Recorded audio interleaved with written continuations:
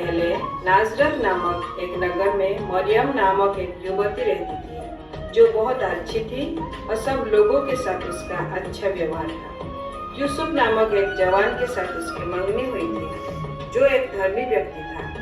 एक दिन परमेश्वर का स्वर्गदूत मरियम के पास आया और कहा, हे मरियम, आनंद और जय तेरी हो, जिस पर ईश्वर का अनुग्रह हुआ है, प्रभु तेरे साथ है। हे स्वर्गदूत, ये किस प्रकार का अभिवादन है? हे मरियम, भयभीत ना हो, क्योंकि परमेश्वर का अनुग्रह तुझ पर हुआ है। देख, तू गर्भवती होगी और तेरा एक पुत्र उत्पन्न होगा। तू उसका नाम यीशु रखना।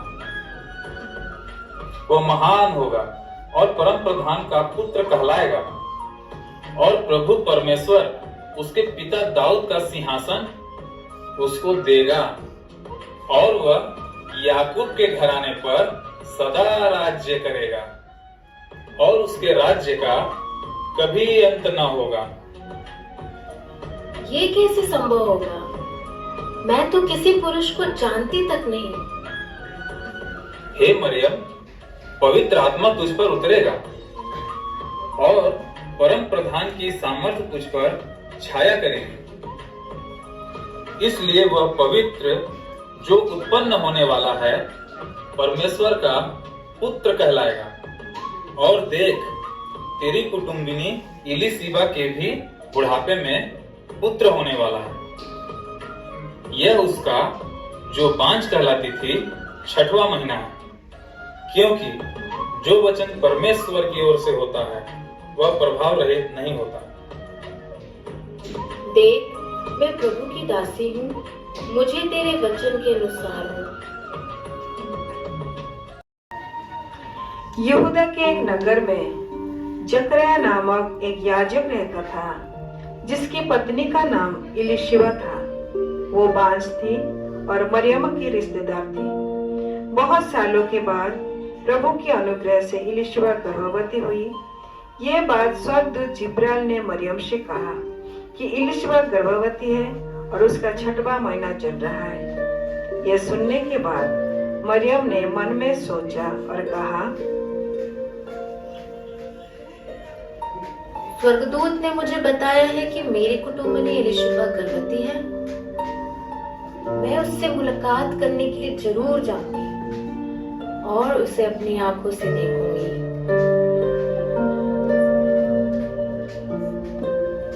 क्या वो मरियम है? अरे हाँ, तो वो मरियम ही है। मेरी बहन मरियम मेरे पास आ रही है। नमस्कार। हे बहन, तुम स्त्रियों में धन्य हो और तुम्हारे गर्भ का फल धन्य है। देख, जो ही तुम्हारे नमस्कार का शब्द मेरे कानों में पड़ा, मेरे पेट में बच्चा आनंद से उछल पड़ा। हे यहोवा, यह अनुग्रह मुझे कहां से हुआ कि मेरे प्रभु की माता मेरे पास आई? प्रभु की महिमा। आओ बहन, यहाँ बैठो। बहुत दूर से आई हो, थक गई होगी।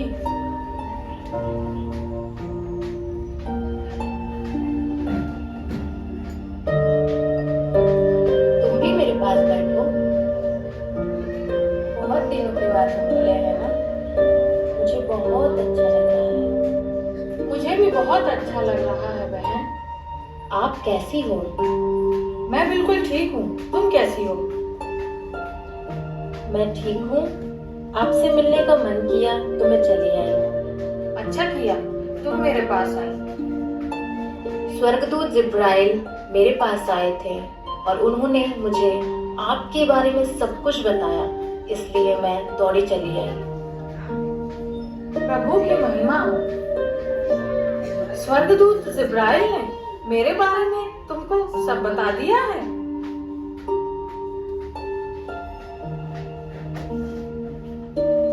मैं बदनामी में दबी हुई थी। मेरा बुढ़ापा आ गया था। मैंने उम्मीद छोड़ दी थी। जो मनुष्य से नहीं हो सकता वो प्रभु में संभव है। परमेश्वर का वचन प्रभाव रहित नहीं होता। हाँ बहन, आज मेरे बांझपन को प्रभु ने दूर कर दिया है। मुझे एक आनंददायक माँ बनने का सौभाग्य दिया है। धन्य है यहोवा जो मुझ जैसी दीन दासी पर भी अपनी करुणा को पूरा कर रहे हैं। धन्य हो तुम जिसे मेरे प्रभु को अपने गर्भ में धारण करने का अनुग्रह मिला है। मेरा प्राण प्रभु की बड़ाई करता है, मेरी आत्मा परमेश्वर में आनंदित हुई। यीशु मसीह का जन्म इस प्रकार से हुआ कि जब उसकी माता मरियम की मंगनी यूसुफ के साथ हो गई तो उनके इकट्ठा होने से पहले ही वह पवित्र आत्मा की ओर से गर्भवती पाई गई। अतः उसके पति यूसुफ ने, जो धर्मी था और उसे बदनाम करना नहीं चाहता था, उसे चुपके से त्याग देने का विचार किया। ये मैं क्या सुन रहा हूँ? मेरे कानों को तो विश्वास ही नहीं हो रहा है। इस बात को मानने के लिए मेरा मन तैयार ही नहीं है। क्या करूं? मेरे पूरे घर वाले भी कह रहे हैं कि मरियम गर्भवती है। मरियम तो एक सीधी सादी लड़की थी, एक प्रभु भयकारी, नम्र और मन की दीन थी। मैंने तो कभी भी इससे पहले उसके बारे में ऐसी बातें नहीं सुना था। उसका स्वभाव भी अच्छा था, सबके होठों पर उसकी प्रशंसा होती थी। आज क्या हो गया है? अगर मंगनी से पहले ये बात पता चला होता तो अच्छा रहता। मैं क्या करूं? अगर मरियम को ग्रहण कर लूं तो मैं यहोवा के सम्मुख अपवित्र ठहरूंगा, और यदि छोड़ दूं तो मरियम की नाम धराई होगी। जिंदगी जीना उसके लिए मुश्किल हो जाएगा। नहीं, मैं चुपके से उसे छोड़ दूंगा। हे प्रभु यहोवा, तू ही मेरा उपाय कर। जब वह इन बातों के सोच में ही था तो प्रभु का स्वर्गदूत उसे स्वप्न में दिखाई देकर कहने लगा, हे यूसुफ, दाऊद की संतान, तू अपनी पत्नी मरियम को यहाँ लाने से मत डर, क्योंकि जो उसके गर्भ में है वह पवित्र आत्मा की ओर से है। वह पुत्र जनेगी और तू उसका नाम यीशु रखना, क्योंकि वह अपने लोगों का उनके पापों से उद्धार करेगा।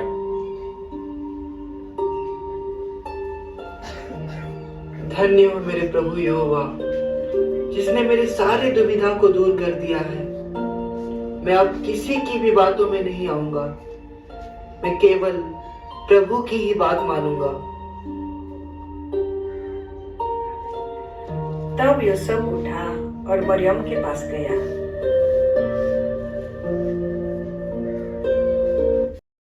मरियम, कौन है? ये तो यूसुफ है। नमस्कार, इस समय आप यहाँ? हाँ मरियम, मैं तुमसे मिलने आया हूँ। आइए, यहाँ बैठिए। मैं तुम्हें एक बात बताने आया हूँ। जी बोलिए। मरियम, मैंने बाहर वालों की बातें सुनी। मेरे बारे में? हाँ, ये बात तुम भी जानती हो कि मैं क्या कहने आया हूँ। बताइए, मैं सुन रही हूँ।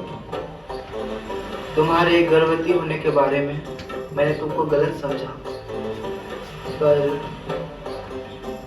क्या? मैं तुम्हें बदनाम करना नहीं चाहता था, इसलिए मैंने तुम्हें चुपके से त्याग देने का विचार किया था। मैं चैन से सो भी नहीं पा रहा था, ऐसे करवट बदलते बदलते बिस्तर में पड़ा हुआ था। फिर परमेश्वर की ओर से स्वर्गदूत जिब्राइल मेरे पास आया और कहा कि मैं तुमको ग्रहण कर लूं स्वर्गदूत जिब्राइल मेरे पास भी आए थे और कहा, पवित्र आत्मा के द्वारा मैं गर्भवती होंगी और एक पुत्र को जन्म दूंगी। ये प्रभु यहोवा की ओर से था, इसलिए मैंने उसकी बात को ग्रहण कर लिया। मुझे माफ करना मरियम, मैंने तुम्हें गलत समझा। हे यहोवा परमेश्वर, मैं माफी पाने के भी लायक नहीं। आपकी उस पवित्र योजना को मैंने अपवित्र सोच लिया। मुझे माफ कर दीजिए।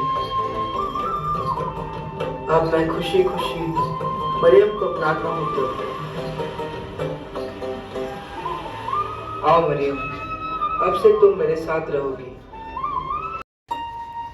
उन दिनों में अगस्तुस कैसर की ओर से आज्ञा निकली कि सारे जगत के लोगों के नाम लिखे जाएं।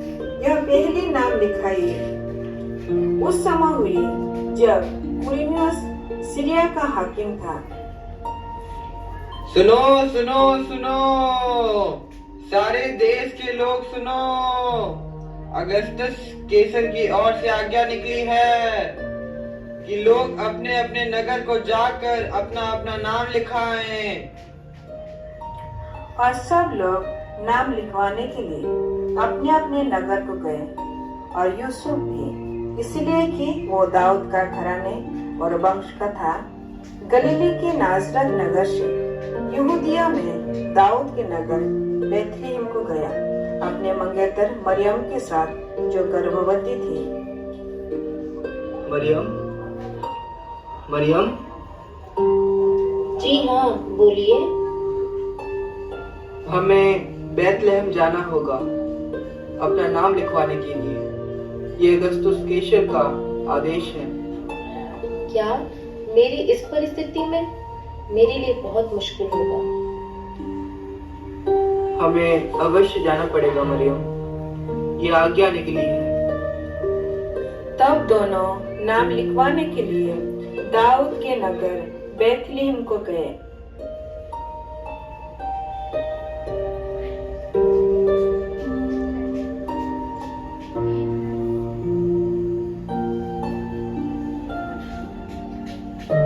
नाम लिखवाने के बाद उनके वहां रहते हुए उसके जन्म के दिन पूरे हुए।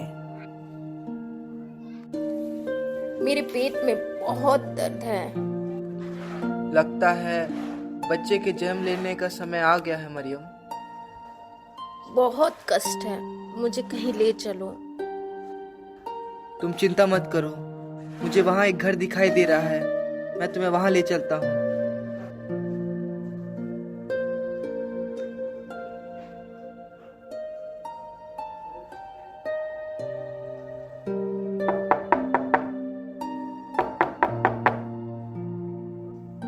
कौन है? क्या हुआ? महोदय, क्या हमें आपके यहाँ थोड़ी जगह मिल सकती है? नहीं नहीं, हमारे यहाँ जगह नहीं मिल सकती। मेरे यहाँ बहुत सारे मेहमान हैं। मुझ में और ताकत नहीं है, मैं थोड़ी दूर भी नहीं चल सकती। मेरे लिए कुछ कीजिए। शांत हो जाओ मरियम, तुम थक जाओगी। क्या करूं? दर्द बहुत बढ़ता जा रहा है। हे उपाय करने वाले परमेश्वर यहोवा, मरियम के लिए उपाय कर। मरियम देखो, वहाँ एक मकान है, चलो वहाँ चलते हैं।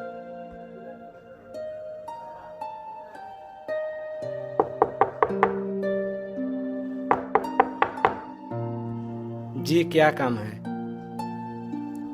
प्रणाम महोदय, मैं यूसुफ हूँ। ये मेरी पत्नी मरियम है। आपके घर में थोड़ी जगह मिल सकती है क्या? क्योंकि इसका बच्चे जन्ने का समय आ गया है। मेरे घर में तो जगह नहीं है, पर हाँ, मेरे घर के पीछे एक गौशाला है। अगर आप चाहे तो वहाँ रह सकते हैं। बहुत धन्यवाद महोदय। और वह अपना पहलौठा पुत्र जनी और उसे कपड़े में लिपटकर चरनी में रखा, क्योंकि उनके लिए सराय में जगह न थी। और उन्होंने उसका नाम यीशु रखा।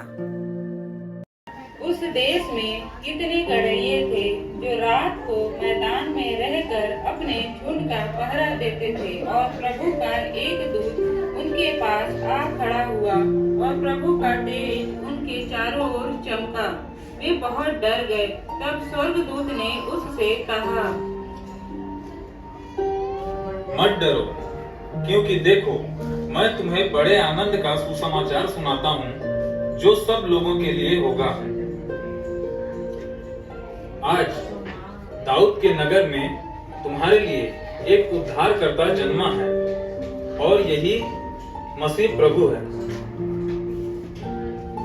और इसका तुम्हारे लिए यह पता है कि तुम एक बालक को कपड़े में लिपटा हुआ और चरनी में पड़ा पाओगे। तब एकाएक उस स्वर्गदूत के साथ स्वर्गदूतों का दल परमेश्वर की स्तुति करते हुए और यह कहते दिखाई दिया, आकाश में परमेश्वर की महिमा और पृथ्वी पर उन मनुष्यों में जिनसे वह प्रसन्न है शांति हो। जब स्वर्गदूत उनके पास से स्वर्ग को चले गए तो गडरियों ने आपस में कहा, आओ हम बैतलहम जाकर यह बात जो हुई है और जिसे प्रभु ने हमें बताया है देखें।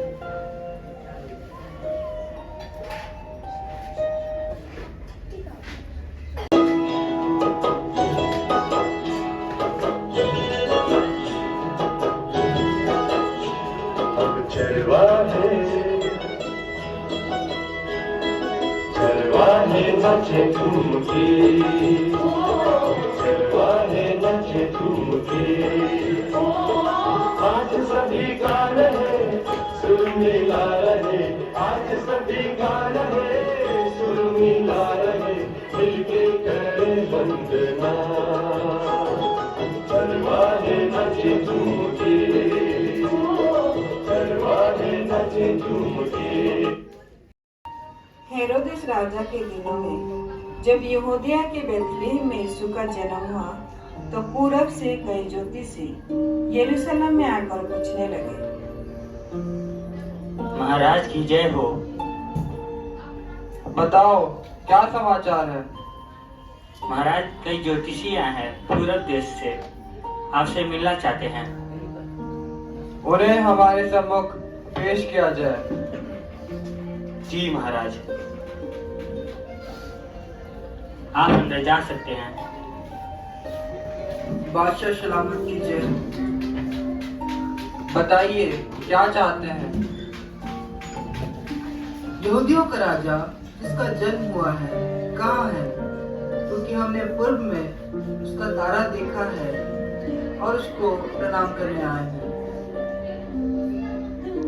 राजा, यहूदियों का राजा, जाओ प्रधान याजकों और शास्त्रियों को मेरे सम्मुख इकट्ठा करो।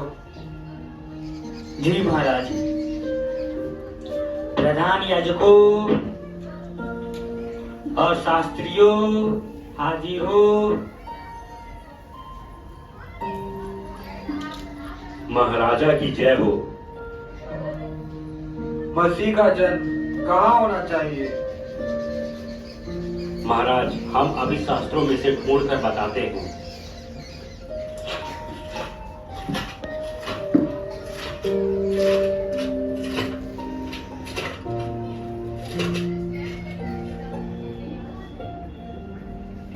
महाराज, यहूदियों के बैतलहम में, क्योंकि भविष्यवक्ता के द्वारा यो लिखा गया है, हे बैतलहम, तू जो यहूदा के प्रदेश में है, तू किसी भी रीति से यहूदा के अधिकारियों में सबसे छोटा नहीं, क्योंकि तुझ में से एक अधिपति निकलेगा जो मेरी प्रजा इज़राइल की रखवाली करेगा। अभी तुम जा सकते हो।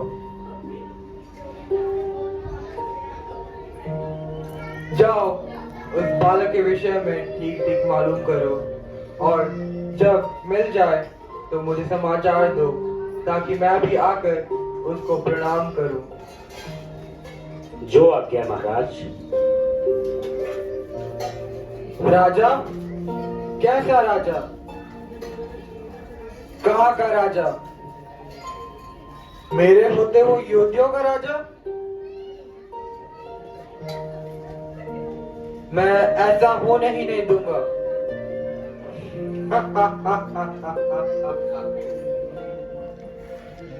ढूंढो, वो बालक को ढूंढो। वो जिंदा नहीं रहना चाहिए, वो मार डाला जाना चाहिए। मैं उसे जिंदा नहीं छोड़ूंगा, उसे मरना होगा, उसको मरना ही होगा। वो भविष्यवाणी कभी पूरी नहीं होगी, वो मरेगा, उसको मरना ही होगा। यहूदियों का राजा मैं हूं और हमेशा के लिए मैं ही रहूंगा।